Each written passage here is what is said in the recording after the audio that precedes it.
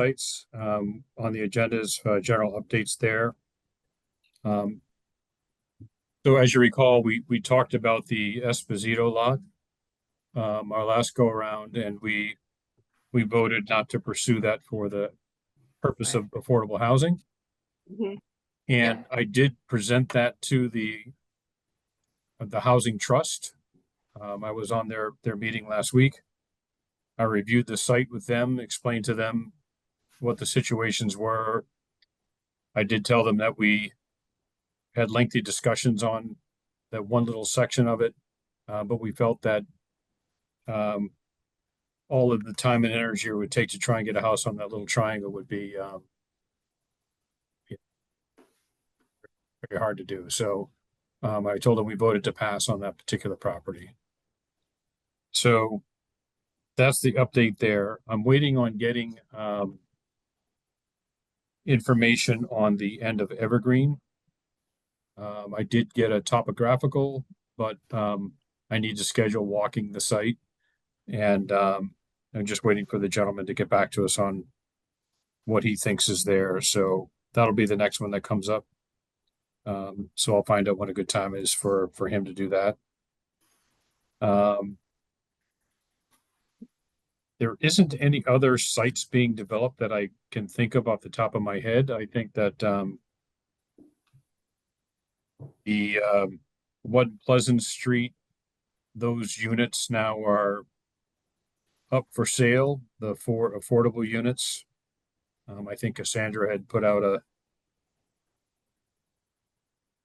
email blast, I guess, or social media blast that had those units on there.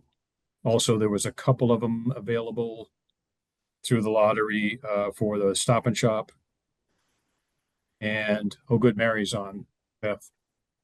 Okay. Hi, Mary. And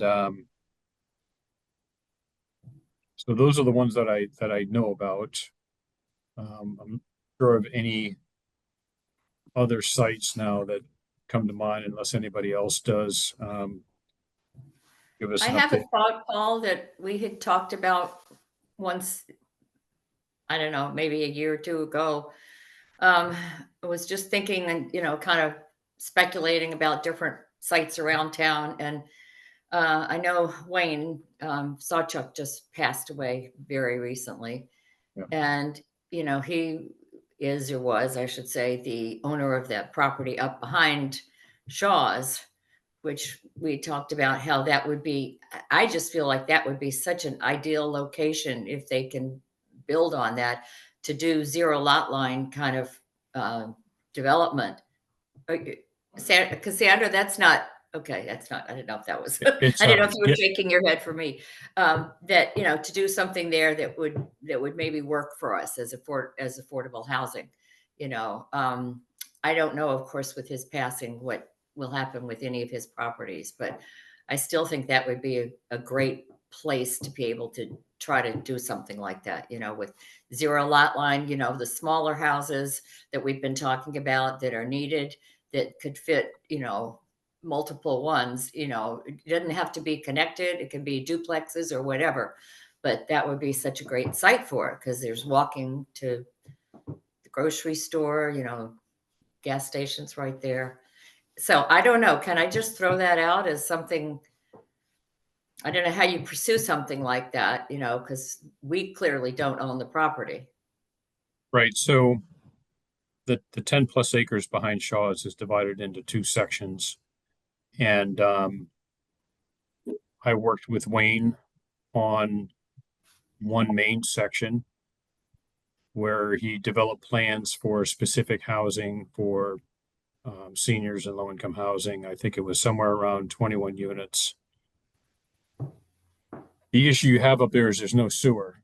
So everything up there would have to be septic, and based Yeah. on, like I said, there's two distinct lots up there that abut each other. So we focus on one of them.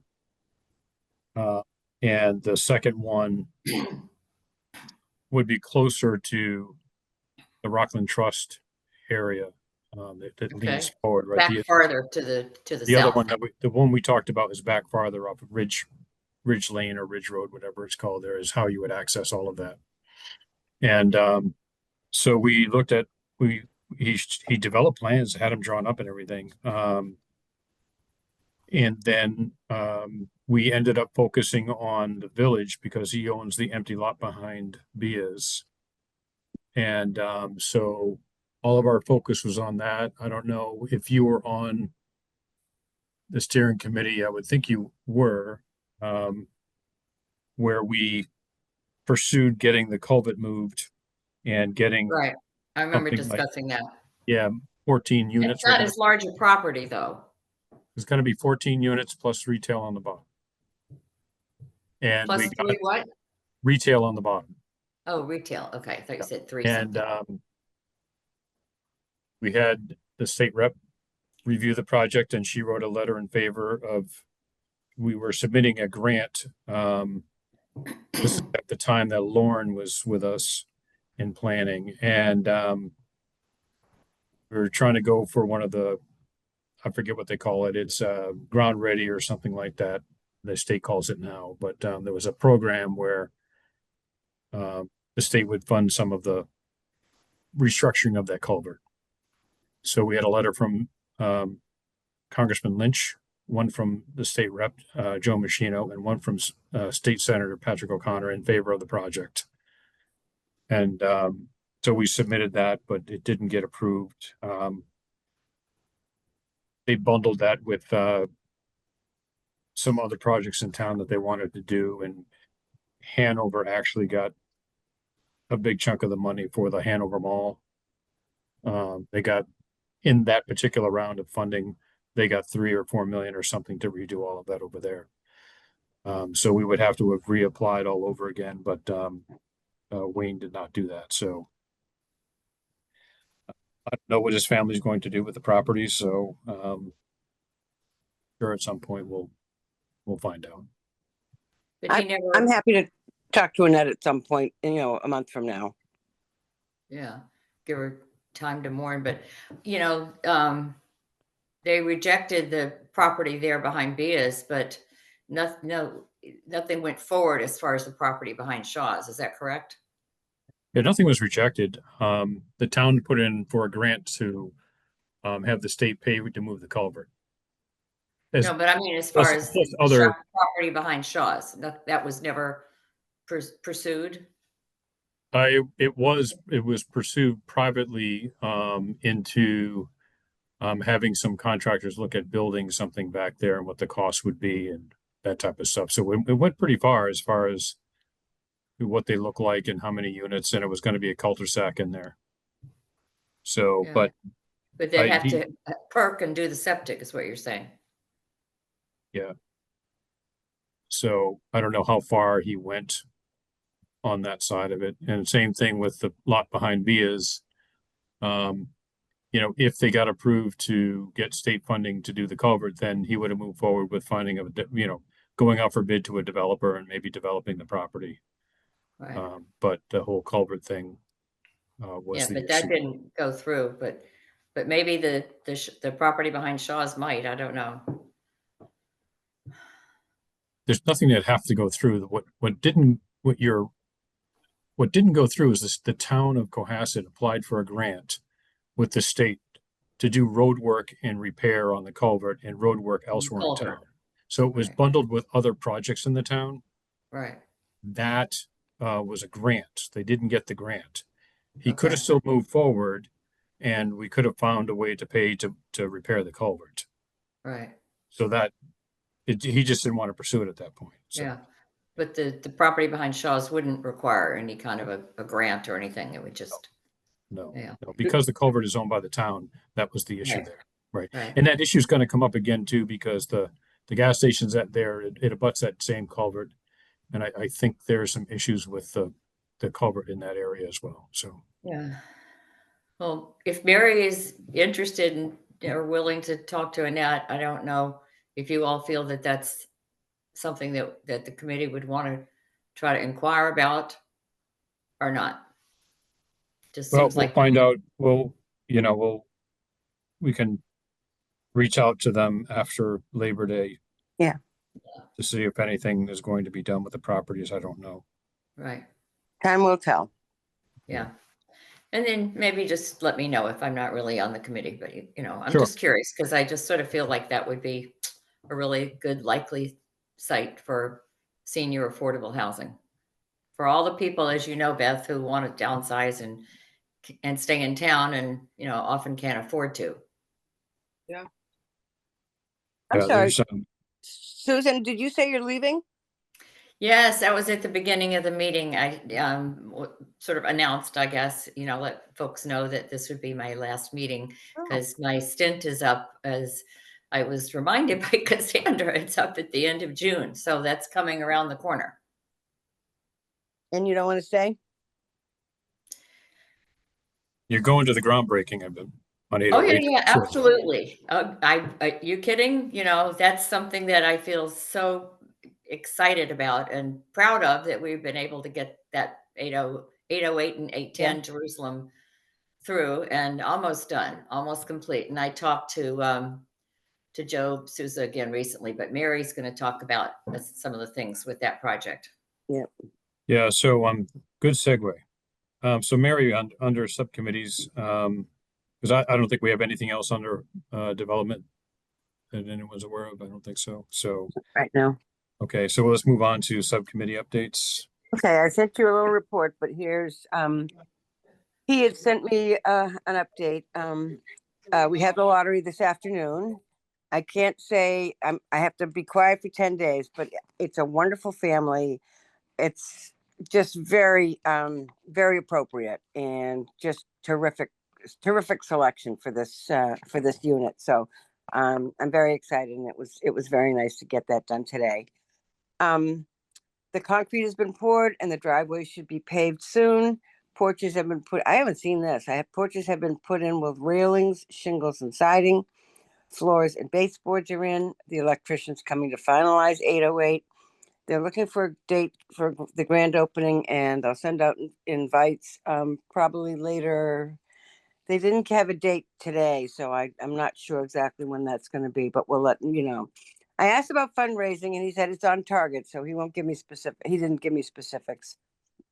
I asked about coordination of volunteers and he said both individual and groups recruitment is doing well. So again, it was very vague. The other thing, he got some feedback about, I guess the lady who has the plants is going to meet with Terry, the project manager, and turn over the plants to her for the landscaping. So Yeah, I had talked to both him and her about that, just so that it made sense for me to not be in the middle, but for Yeah. them to talk to each other to coordinate timing and where and how to pick them Wonderful. up and all that. And Who he has, could come and take a who has look. plants? Is that from Kennedy's or from? No, well, I think the Garden plants that club. Mary's referring to are the ones that were when our garden club, the community garden club of Cohasset, had the plant sale it was now about a month ago.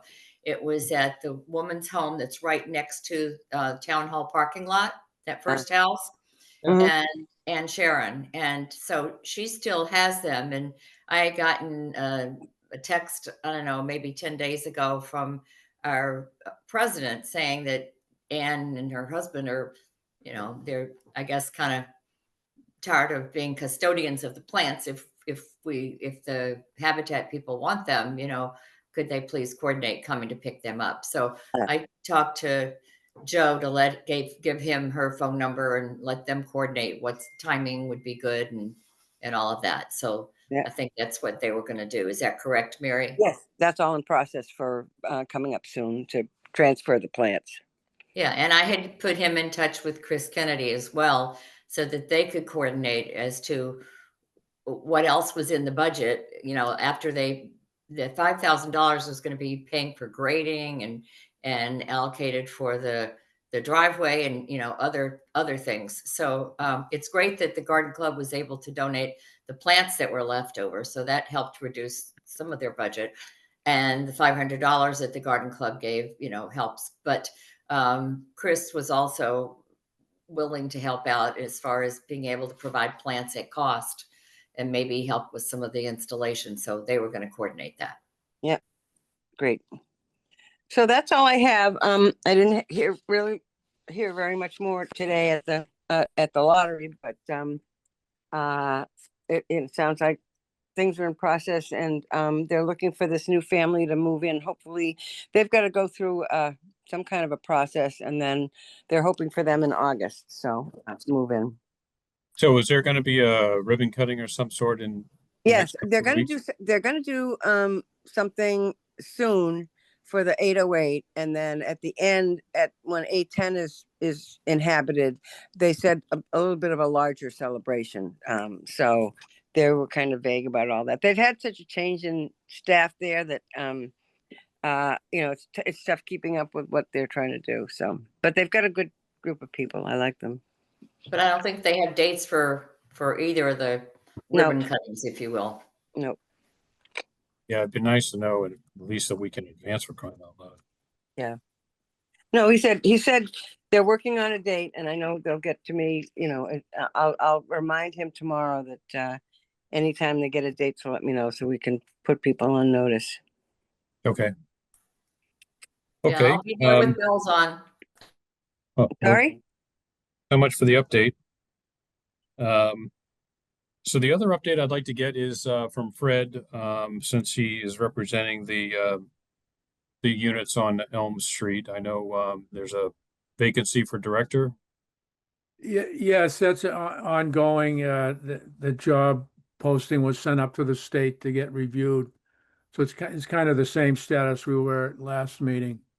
I'm Okay. pretty sure it got approved by now, and it's probably being published soon.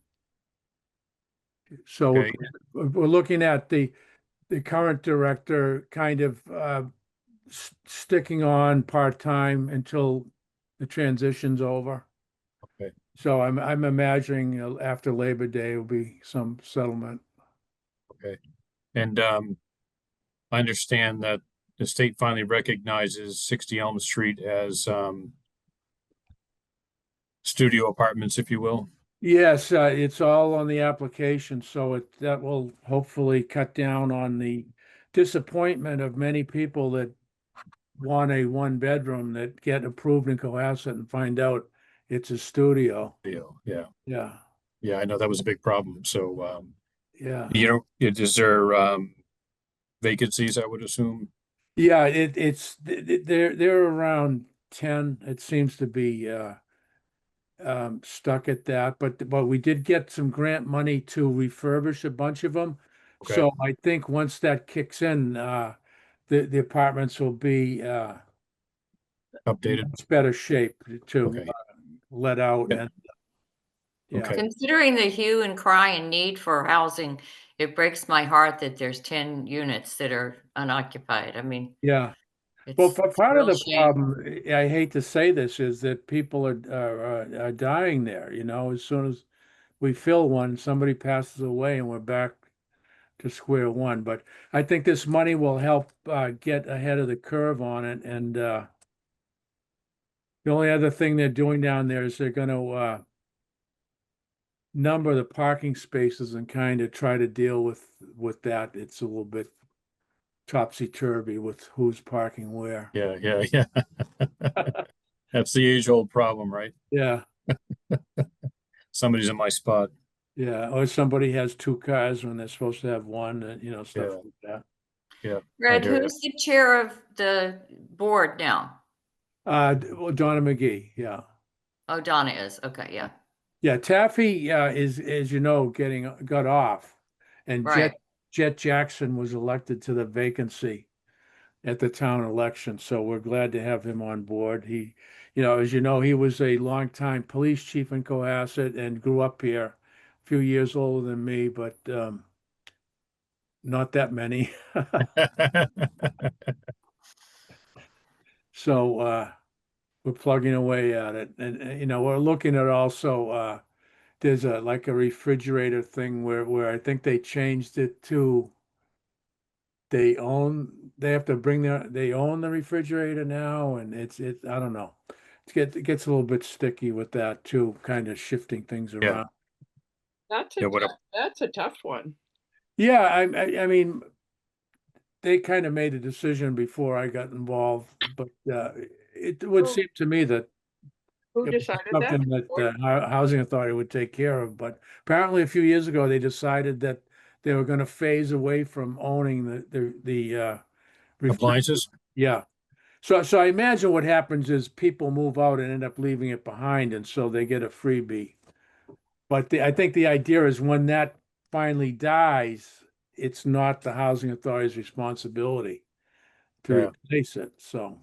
That seems really bad to me. First of all, those Yeah, units. I yeah, totally agree, Beth. when you- Dealing with appliances is a tough issue in, Yeah. general, never mind for an elderly person. I know it, yeah, yeah, I- and it could be a most unexpected expense, it's a, probably gonna be $1,000 or more, right? Yeah, Yeah, Way Absolutely. things are going. And then Yeah. arranging for it to get put in those apartments is so Yeah, yeah, and that's not what people expect when they're looking for this kind of rental. housing.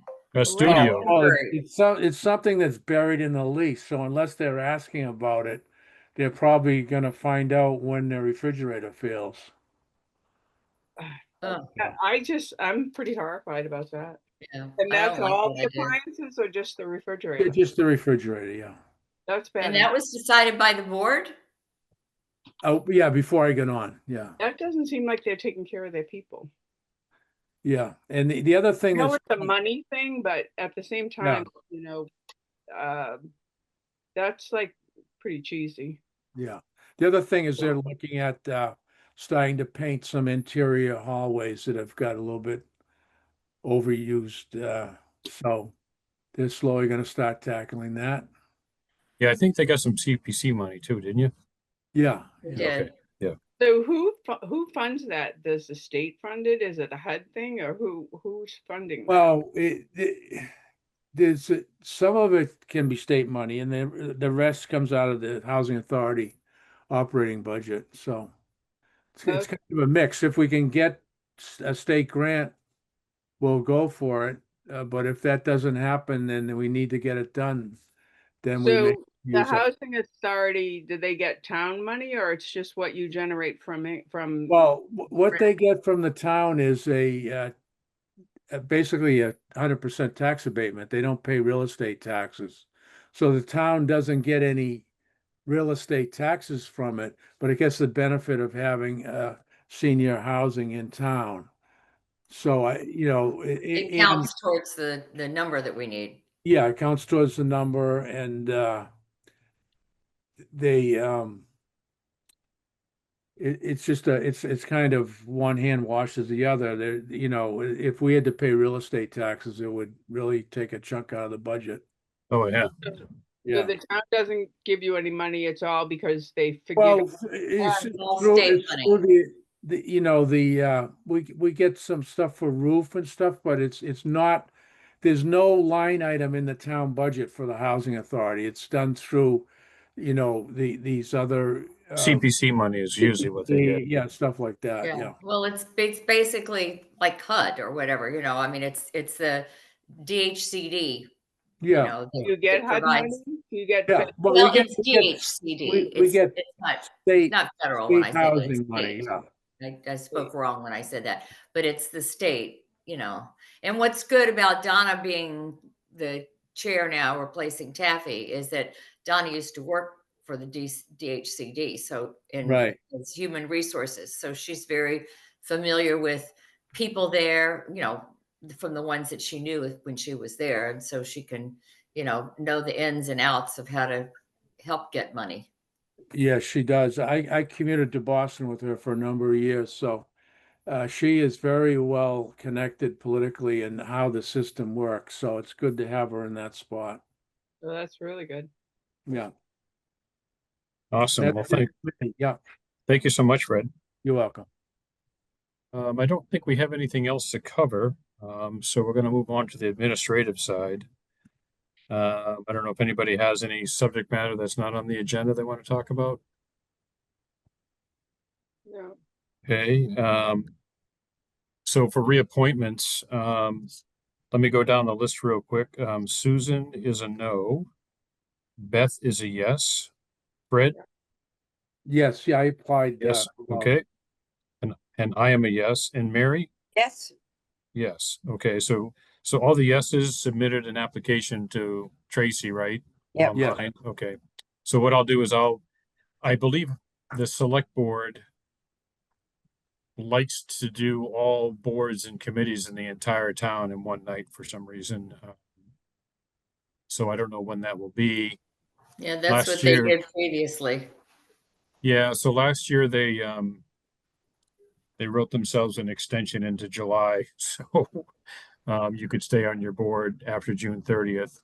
So I'm gonna guess if we don't hear my guess So is I'll it'll be- still officially be on in July if we have the grand Yes. opening at Habitat. yeah, And I want to offer that I will be happy to be like you might call a friend of Affordable Housing Steering Committee, like Sure. the Friends of the Library, the where, you public know, meetings, we have people attend like well, Carol. just little, Carol's you on know, again, so- various projects or whatever, you know, I'm just not going to keep it official, I guess. Yep. So Carol, there is a seat open. I know you've attended a few meetings, but Carol on tonight, today? You talked me out of it. No, I'm serious. Remember a few meetings ago, I told you I wanted to join. I had some thoughts about the longer horizon and institutions that will not be the same in 10 years and what they do when they close their doors. But also some folks who own property and probably wouldn't be the town's purview totally, but you know, I go to conferences. I just went to CNU, Congress for the New Urbanism and Strong Towns. There are various approaches to creating housing, and they don't all have to be municipally funded or administered. But I think it would also be good to create some notes about what you guys talk about, because you're going to lose some institutional memory, as we see already. I don't know. I could think of ways to do that, but I don't know if there's a more formal way to do it for Cohasset. But anyway, I think someone else will join this committee. And given that the other one, Affordable Housing Trust, has what, 2 people or just 1 person re-upping? I mean, yeah, Steve Gomer is the chair and he's not going to renew. but didn't they do a informal hands up and only 2 people are staying? So I don't know why. Was this group hatched off, this committee hatched off from that? Should the 2 come back together? No, the way that it was formed is we started an Affordable Housing Steering Committee primarily for the sole purpose of finding out where we were in reference to 40B requirements. And then once we got into it, I started to work with Mass Housing to go after a few grants. And she said, well, most people have a trust so that you could move money in and out without having to wait for a town meeting to where you would have to vote on moving money. And so I went back to the select board and said, we need a trust. And as it turned out, we had a trust back in 1998. Yeah. And it was dormant. And there was only one trustee that was still living. It was never funded. That was part of it too.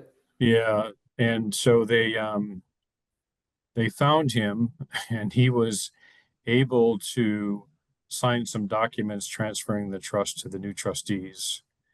And then we asked the town to put in, I forget what it was. I originally asked for $5,000, but they may have put in 20,000 or something like that just to get it going.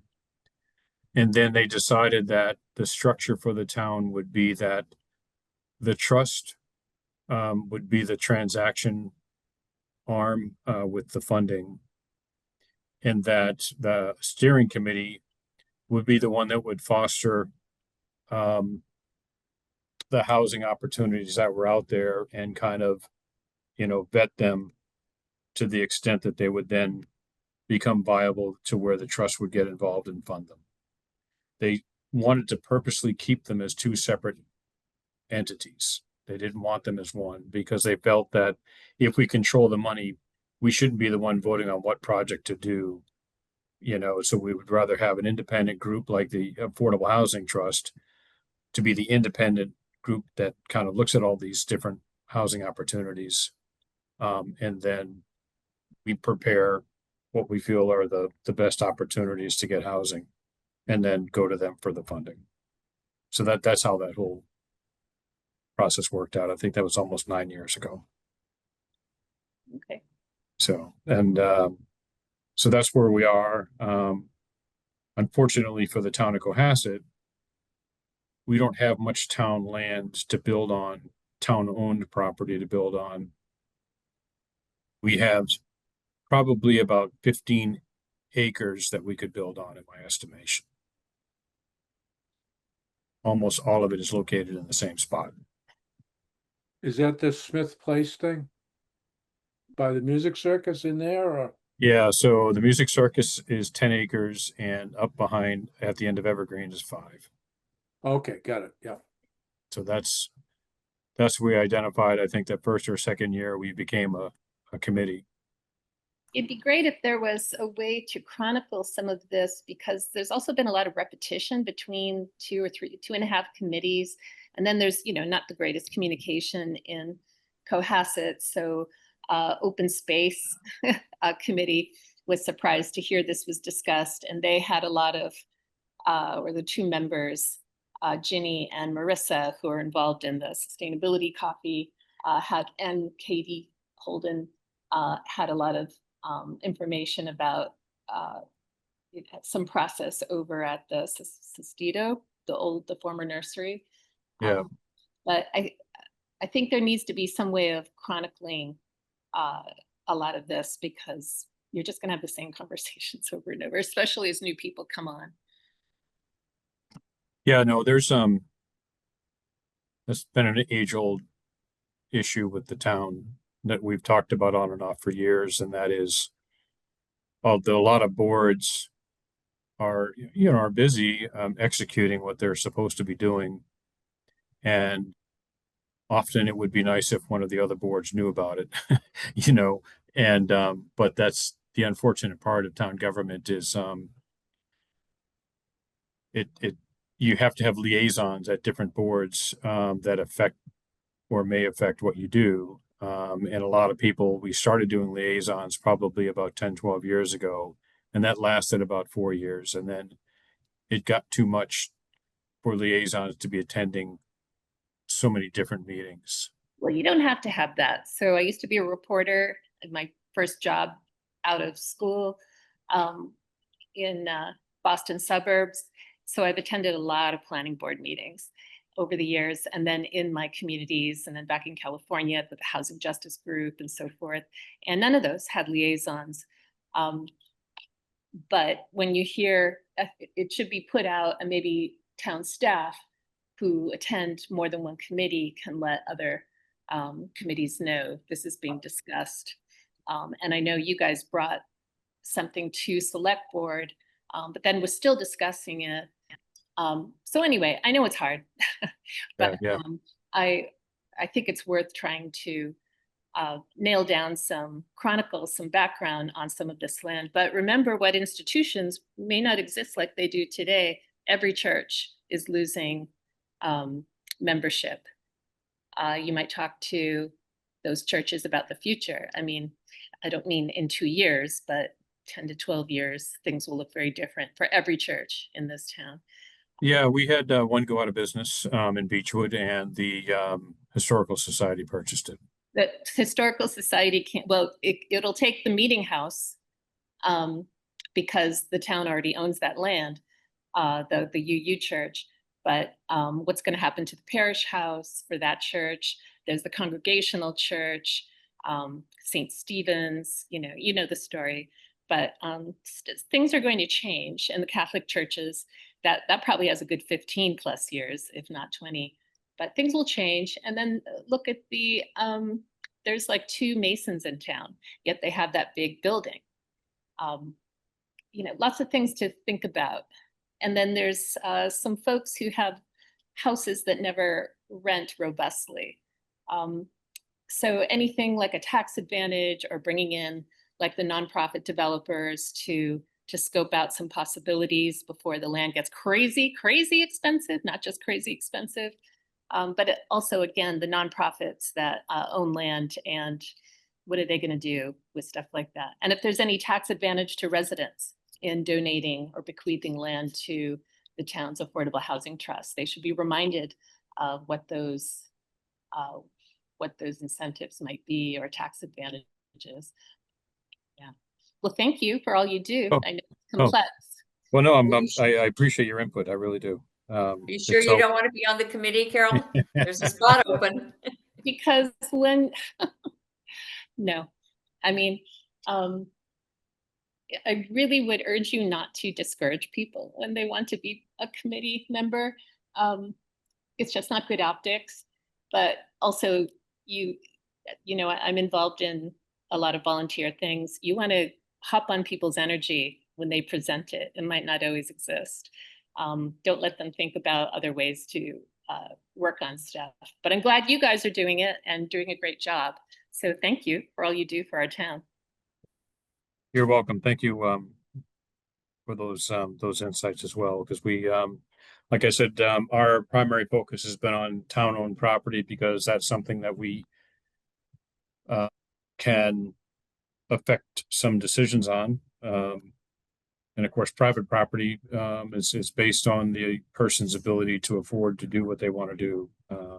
So we've helped. There's one private project was across from St. Anthony's where he volunteered to make one of the units affordable, and he wasn't required to by the bylaws, but because of the trust, we offered to pay a consultant for him to get it listed and registered with the state so that he could have his tenants brought in and get the property going. So it's a long process. It takes about a year, but that's how our trust actually participates, right? So they're doing that. They're remodeling a unit on Elm Street across from Fred's place, 60 Elm. It's the old water department, which was a town building that became condos that Habitat took over. And so there's one side of that is going to be for sale, and the trust is paying to refurbish that. So we have done little things in that area that you had suggested. So, but certainly moving forward in the future, I don't disagree with you that there are traditional properties that may become, more residential in use than they are now. So that may be some opportunities there for sure. So thank you very much. Okay. And I think it's a matter of approaching the planning board about perhaps adjusting some of the requirements that, like when you were talking about the land behind Bia's, that Wayne was considering pursuing, that would be retail within residential above. We have a glut of retail and a lot of it is not moving. So to keep on, if you will, requiring more retail, I can understand that a developer is going to say, gosh, why would I want to pursue that when I'm not going to be able to rent it out as retail, and I probably can rent it as residential. So there's no requirement for retail. There's no requirement for retail. The developers choose to do that.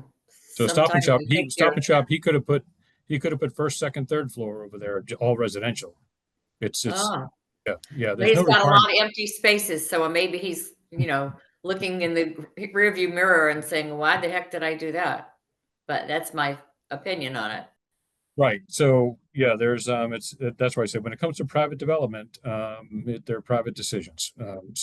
But certainly that was the issue that the gas station had, was they vacillated between condos and apartments because they were trying to figure out what financial model worked for them in the long term. But they could have done no retail on the ground floor. They could have done all housing. Okay, I didn't realize that. And the same for the harbor? Same for the harbor. Yep. They wanted mixed use. That's what they did. Okay. Thank you for clarifying that. And Atlantica could have put apartments above the roof, right? It's all a matter of getting the planning board to approve what it is you want to do and whether you can fund it or not. So there are no restrictions, I believe, unless Cassandra knows otherwise, but no. So you can pretty much present what you think is your best idea, and they'll tell you whether or not you're right.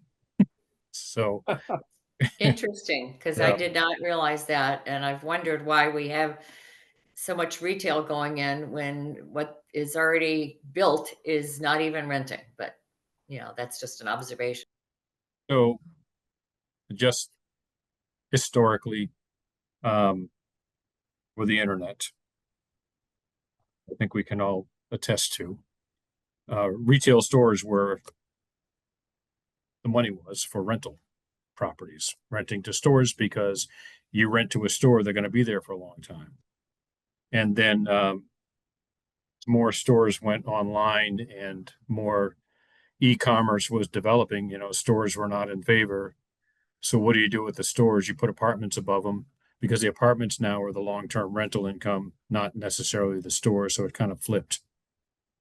So, retail was in favor for a long, long time. And now it flipped. I mean, Derby Street originally was going to have condos above them, but it didn't go through, because they just felt it wasn't viable. So, So Paul, does that mean that if there's a building such as the building that's there at the Stop and Shop, just use that as an example, where it has, I think it's 20 units up above, and whatever the retail is down below, of which there's quite a few still unrented to my, at least from observing kind of the empty windows and such. If at some point that developer wanted to, and I forgot his name, but at any rate, should he decide he wants to switch over to all residential, can Has to he go do before- that? Sure, he can go to the planning board and he would have to get approval. Okay, so that's what's involved. All right, that's interesting. Okay. Yeah, thank so you, there's Ken. so where Stokes Pizza is, for instance, and I talked to the person who owns the property there. The whole second floor is office, which is not, well rented out. And we talked to him at one point of making those all senior housing, if he could convert that to senior housing. So that's something he could do, but he'd have to go back to the planning board, right? Because that's a change of use for the property. And he would have to go the planning process all through all over again. And then once that's all approved, then he would have to pay to redo the entire building, right? To accommodate apartments up there. So it could be done. Yeah.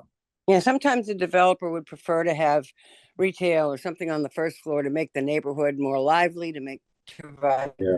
services for the people in the building. I mean, it's not just what's the best bang for my buck, but it's often what kind of services can I offer the people in the tenants or people in the building? How can I liven up the street below so people are interested in my building? So it's a lot more than just, the money. Yeah. And a good example is the community center, they have a third floor. They're not going to have activities up there, so they made them apartments, right? So they've been renting those out for a long, long Oh time. yeah, Yeah. years and years, decades. Yeah. Yeah. So that's the mixed use conundrum. I'm sure it'll change, like Carol mentioned, over time.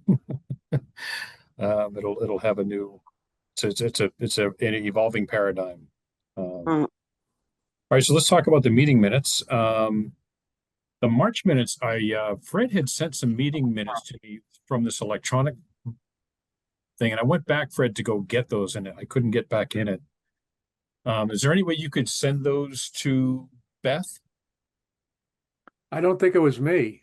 Yeah, you did you had a software that you took notes in, and it came to me electronically. Oh, that's weird. Forget what you call it. It was like a Microsoft Notes or something, or Microsoft something. I'll take a look for it, but if I Note did, taker, was it? I wasn't even aware I was doing it, so. You might be able. Yeah, You might be able to cut and paste into an email too. I don't think it was It's the Otter.ai program that you're using, Fred, to record the meetings. Oh, It gets sent out to all of the attendees. okay. Oh. Okay, I thought Fred was taking notes. Oh, What's that called? It's Otter.ai is the name of the company. Because Yeah, on can my you- screen where it says view and it goes to, the gallery view, it shows Fred and it doesn't say co-ed, it says Fred note taker. Yeah, oh, okay. doesn't So say I wasn't even aware I had that on. well, it comes in handy because Beth wasn't here. I will figure If you out could- what's going on with that. Yeah, if you could send it to Beth, then she can just put her on her format. We'll be done Okay, for the yeah. March ones. But we can approve the April meeting minutes, right? Did those go out? Yeah. They did, yeah. So do I have a motion to approve the meeting minutes for April? I just had a question. Is mine printed out, mine didn't print out. We had paper issues. But I thought in one of the minutes there was a comment about the housing trust didn't want to go forward with Evergreen. No, I didn't say that. I said Okay. they approved money for Evergreen. So- Okay, I'm sorry. I read it wrong. I'm fine with that then. I Okay. move to approve the minutes. All right, second, I'll Second. second. Susan, okay, all in favor? Aye. All right. So April's approved, then Brett, if you can figure out how to send that to Beth, that'd be great, then we can just put it on Okay, yeah. her template, yeah, awesome. All right, so we learned something today. Yeah, Hey, I can say this to this group because I won't be embarrassed, but I had to write a speech this weekend that I had to give at all the masses at St. Anthony's. And I just discovered in a Word document that I can click this button and it reads it to me out loud. Oh, wow. wow. That's great. And I was like, and I've been using Word here at work for 1,000 years, and I'm like, I never knew I had that button, Yeah, wow. Then you can hear how it sounds. Yeah, yeah, and I was, yeah, so they read it back to you out loud. Yeah. Because usually I print it and I make my wife listen to me read it And then you heard the thing. like 7 times, right? Because I have to go back and change something. And yeah. So Fred, I learned I had something as well on my computer I didn't know. Okay, so the next meeting we have is for July 15th. Okay, Is that good for everyone? Yeah. All right. And then we'll probably take August off. Unless there's a groundbreaking. Yeah. And then we would go to September, obviously. So, all right. Does anybody have anything else? is there any prospects for another board member, or should we think about soliciting from people, or any Yeah, idea? I think all of us could solicit somebody. That would be great. Okay. And then and for the trust as well, I guess there's going to be some folks that are going to be. I don't know what happened to Rob Jeffries. I don't know that he's on the trust anymore. He hadn't been to the last couple of meetings, so He is not on the trust anymore. He stepped off. he did. Okay. And Steve is Yeah. leaving, right? So who's left on there, Cassandra or Paul? So it'll be Cindy, the select board representative, Rob Henry, and Ted Carr. So And 4. yeah, how many do they need? 7, right?